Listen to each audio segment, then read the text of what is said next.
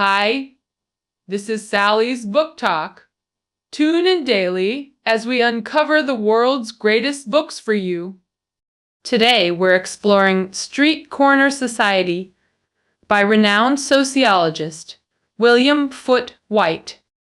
Many of you might be familiar with or have enjoyed the iconic film series. The Godfather films center around Italian-American mafia families. This street corner society could be considered an academic version of The Godfather. The author spent over 3 years undercover in an Italian immigrant neighborhood in Boston to write this work. It documents Italian-American youth life stories while analyzing community structures and integration challenges with mainstream America. As globalization accelerated in late 20th century, the immigration issues explored here became globally relevant. Translated into multiple languages, this influential work made Whyte internationally renowned. First, let's understand the book's background and author, William Foote Whyte. The research began in 1930s America during rapid urbanization and industrialization, with massive immigrant labor influx. Many immigrants came from non-English-speaking countries like China, Poland, and Italy. Language barriers, cultural differences, and Protestant English norms created social divides. These ethnic groups formed urban enclaves known as slums. As society progressed, the government saw semi-independent immigrant communities as problematic for national stability. Academics began studying immigrants and participating in social reforms during this period. Whyte grew up and was educated in this social climate. Though born into white upper-middle class America, this environment shaped Whyte's interest in immigration issues. In 1936, funded by Harvard University, 22-year-old Whyte began studying Boston's North End Italian immigrant community. In the book, he pseudonymously names this area Cornerville. Why choose Cornerville? Whyte explains 2 key reasons in the book. First, it's Boston's most densely populated area, overcrowded, underdeveloped, impoverished, with frequent violence. Media portrayed it as a dangerous den of vice. Thus, Cornerville became the most representative, problem-ridden immigrant community. Second, because Cornerville was an Italian community. Astute listeners might notice the 1936 study coincided with approaching WWII. For WWII, Italy was under Mussolini's dictatorship. America remained vigilant against authoritarianism as a democracy-founded nation. Many Italian immigrants then supported Mussolini, believing he elevated Italy's global status. Like Germans embracing Hitler during WWII, Italy became internationally assertive. The US government feared Mussolini might radicalize immigrants to threaten democracy. Studying Italian communities became urgent. Now let's explore the book's core content after this background. The content revolves around 3 critical questions. First, why did Italian immigrants remain insular with cultural divides in America? Second, why did poverty and crime prevail in Italian immigrant areas? Third, could Italian immigrants overcome barriers to succeed in American society? Following Whyte's analysis, we'll examine these questions systematically. First, analysis. Why did Italian immigrants maintain tight-knit communities with deep social divides? As mentioned earlier, linguistic cultural differences separated Italians from English-speaking Protestant Americans. This objectively created barriers between immigrants and mainstream society. Whyte's prolonged stay in Cornwall deepened his understanding of Italian culture. The deeper he understood Italian culture, the clearer he saw the immense differences between Italian and American cultures. These fundamental cultural differences dictated behavioral patterns and hindered mutual understanding, the root cause beneath surface phenomena. Whyte illustrates these cultural contrasts through numerous stories in the book. Let's examine them systematically. First difference. Italian immigrants relied on kinship, geography for social connections, contrasting American individualism. Family-centered Italians built communities through regional ties, Southern Italians with Southerners, Northerners with Northerners. This contrasts sharply with American individualism. Imagine Boston immigrants forming enclaves in Shanghai being unthinkable. Americans typically operate independently, valuing personal initiative. For Italians, kinship networks provided emotional support but limited integration opportunities. Deep immersion in traditional networks reduced motivation to interact with mainstream American society. When family connections could secure basic livelihoods to ethnic businesses, pursuing education became less urgent. In Cornwall, family-run establishments, like taverns, grocery stores, predominantly employed relatives. Even quarry jobs near Cornwall relied on ethnic connections rather than formal qualifications. Second difference. Hierarchical social structures versus American egalitarianism. Italians maintained pyramid-like hierarchies, while Americans favored flatter social structures. Whyte observed strict seniority systems governing Italian social interactions. His initial confusion at a youth bowling match revealed these unspoken hierarchical rules. Younger players deliberately underperformed to maintain elder status, behavior incomprehensible to Americans. This hierarchy-preserving conduct contrasted sharply with American meritocratic values. Such fundamental differences in social organization created invisible barriers to integration. Let's call him Person A. When bowling alone, he demonstrated impressive skills. Whyte expected him to at least make top 3 in the tournament. But shockingly, Person A ranked second to last among 6 competitors. As Whyte befriended these Italian youths, he discovered bowling rankings consistently mirrored social hierarchy. Group leaders always placed first or second. As a non-core member person, a consistently ranked near bottom. This revelation struck Whyte. American culture rewards individual merit through open competition. But Italian social performance was dictated by hierarchical positions. Lower status individuals deliberately underperformed to match their social standing, regardless of ability. Italians accepted this hierarchical conduct as natural and proper. This pyramid structure permeated all aspects of Cornwall's society. Cornwall's social strata comprised big shots politicians, police chiefs, crime bosses, middlemen, street leaders, small business owners, and ordinary people. This three-tiered hierarchy governed social relationships. The common refrain was, "What should I do for my superiors?" The hierarchy proved remarkably stable, resisting individual efforts to disrupt it.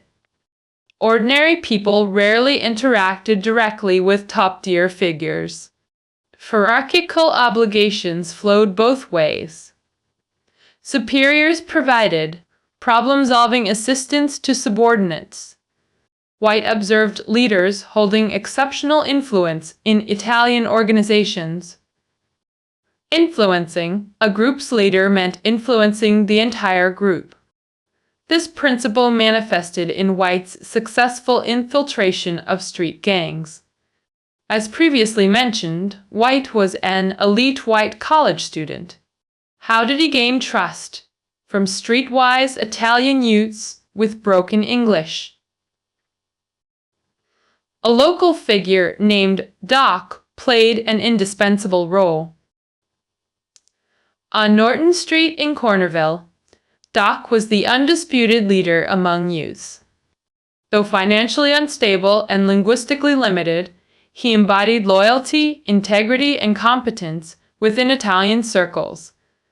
Introduced through community contacts, Doc recognized Whyte's goodwill and included him in group activities. Doc's endorsement made Whyte readily accepted by street youths. As mid-tier figure, Doc connected Whyte with higher social strata. One might ask, does hierarchical power grant absolute authority? Absolutely not. Hierarchical relationships require reciprocal obligations. Leaders like Doc frequently sacrificed personal interests to maintain status. When friends lacked coffee money, Doc would pay despite limited means. Doc wasn't the wealthiest, but fulfilled leadership expectations. Whyte observed Doc's constant sacrifices hindered personal advancement. Core contrast: American individualism versus Italian collectivism. This difference shaped distinct leadership ideals between cultures. American leaders excel individually, Italian leaders prioritize group cohesion through loyalty. Third difference stems from Protestant Catholic religious divides. America's Protestant dominance contrasts Italy's Catholic tradition. Sociologists like Max Weber and Emil Durkheim analyzed these religious differences. These differences directly shaped believers' views on money, capitalism, and communal life. Whyte primarily discusses contrasting attitudes toward gambling between Italians and Americans. He notes Protestantism condemns gambling as immoral and illegal among white American middle class. Through immersion, he discovered Catholicism tolerated gambling if funds were stolen, a cultural nuance. Italians embraced casual betting as harmless fun and tests of character, particularly popular among youths. Despite Boston's anti-gambling laws, horse betting thrived in Italian neighborhoods.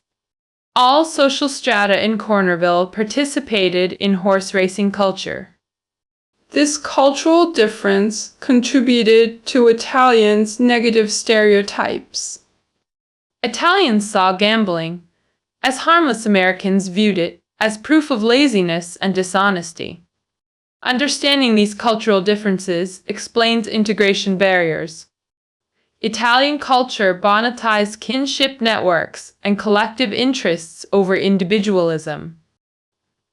Hierarchical structures granted more resources to elites but demanded greater responsibilities. Tight-knit communities provided sufficient support, reducing integration urgency. Objective barriers included linguistic, cultural, and religious divides. Italians struggled in America's individualistic meritocracy. Leaders like Doc succeeded in Italian circles but might fail in American individualism. Subjective and objective factors created deep social divides. Having addressed the first question, let's examine why poverty and crime plagued Italian enclaves.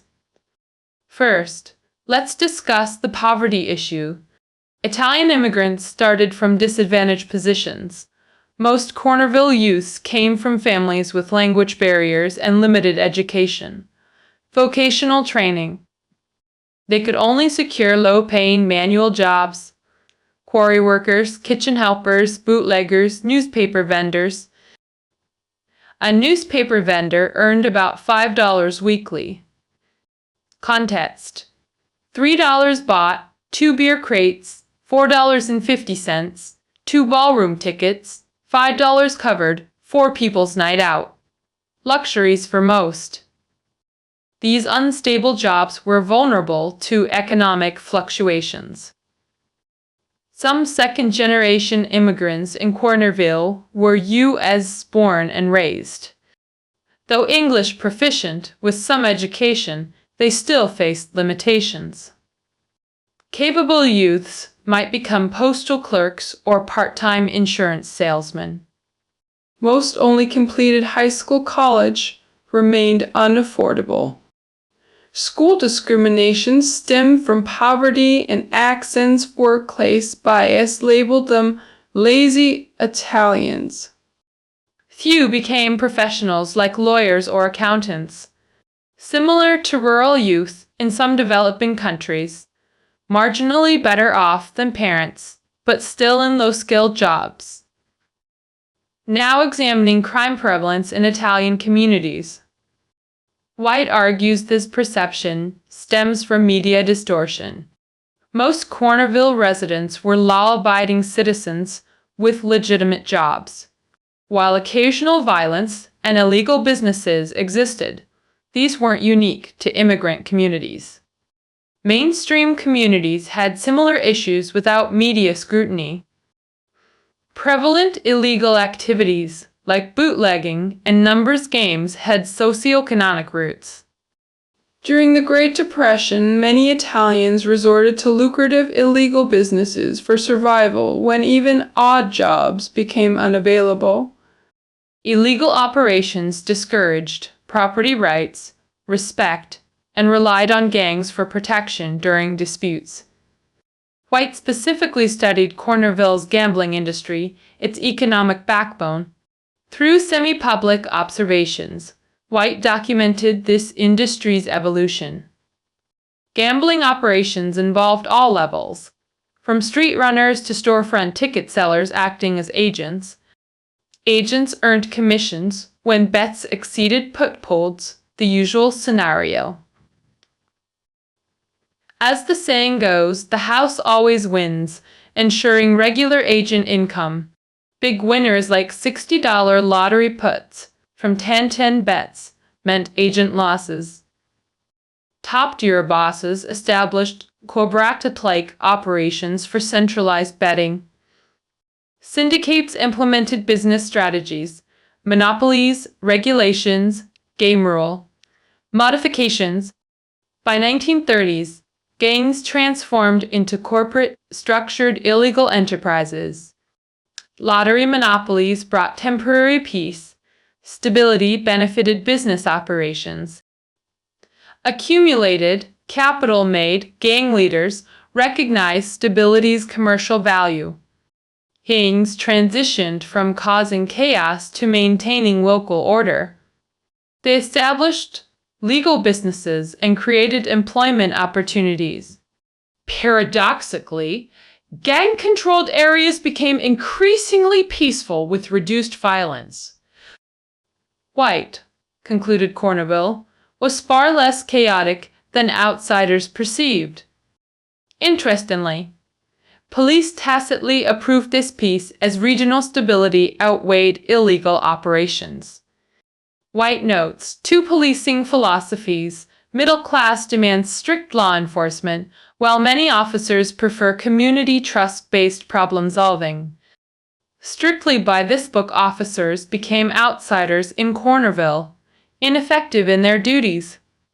Most officers maintained informal arrangements with gangs for governance. This cooperative approach, deemed irresponsible by middle class, emerged from the community's social fabric. Relying on gangs for stability wasn't sustainable for American mainstream society. Immigrant enclaves dependent on mafia networks would remain isolated fiefdoms, preventing true integration. True integration required overlapping networks between immigrant and mainstream communities. Strategies like legitimizing gang leaders' businesses were effective, though ethically questionable. The third question: could Italian immigrants overcome barriers to succeed in mainstream America? Whyte presents Chick's story. A Cornerville youth with academic potential. Chick excelled academically, despite poverty, showing early intellectual promise. His father's death left the family struggling. Top universities demanded $400, $500 annual tuition. Even standard colleges, $100 plus fees, were unaffordable. Their monthly income barely reached double digits. Working instead of studying would ease family burdens immediately. Chick faced agonizing choices between education and familial responsibility. Defying odds. He chose the most expensive path, law school. But financial struggles quickly followed. To pursue his ambitions and connect with higher social circles, Chick had to meticulously budget, viewing every cent through ROI calculations. This clashed with Italian cultural values of communal generosity and status maintenance through spending. Chick's self-investment meant less money for friends. Outings, movies, sports required shared expenses they often borrowed between themselves. His growing frugality in social settings gradually alienated Cornerville friends. The harsh reality: an Italian youth climbing into middle-class America must betray their social roots and erase Cornerville identity. Whyte emphasized Cornerville's poverty stemmed from systemic exclusion, not lack of effort or intelligence. Occasional success stories, like Chick, couldn't uplift the entire Italian community. Leaders, like Doc, maintaining Italian cultural values, remained confined within Cornerville's boundaries. Observing Italian immigrants prompted Whyte's critique of American culture. He argued the American dream's singular focus on individual success ignores cultural heritage's role. Street corner society reveals Italian immigrants starting disadvantaged in this supposedly equal race. This concludes our book summary. Recapping: 1930s. America's rapid industrialization attracted immigrants, exposing cultural divides, demanding mainstream attention. Sociologist Whyte studied an Italian community, revealing the underlying causes of this divide. Two cultural factors maintained Italian immigrants' isolation. 1. Strong kinship networks provided essential support, reducing integration urgency. 2. Differing success metrics. American individualism vs. Italian collectivism. Even capable Italian leaders recognized within their community might fail in mainstream America. Cultural incompatibility, forced assimilation through self-erasure, and unfair burden for most immigrants. Individual success stories couldn't uplift the entire immigrant population. Whyte then analyzed the Italian community's structural organization. Paradoxically, gangs, perceived as threats by mainstream society, provided community stability. By 1930s, Italian gangs began corporatizing and legitimizing operations. This transformation turned former disruptors into stabilizers. Their hierarchical governance through reciprocal obligations clashed with American legal democratic systems. Let's appreciate street corner society's methodological innovations. The appendix outlines 3 key research insights. 1. Study groups through gatekeepers, identify hierarchical leaders in informal organizations. For instance, Whyte identified Doc by determining who commanded universal respect and influenced group decisions. Second, immerse yourself in the community. Whyte abandoned city life to reside in Cornwall for over 3 years. He learned Italian, idled with street youths, bowled, and participated in theater productions. During his second research year, Whyte married and continued living there with his wife. Third, maintain rigorous documentation and reflection. Whyte typed daily records of observations and thoughts. He balanced participant engagement with detached observation. He examined Italian culture while reflecting on his own American biases.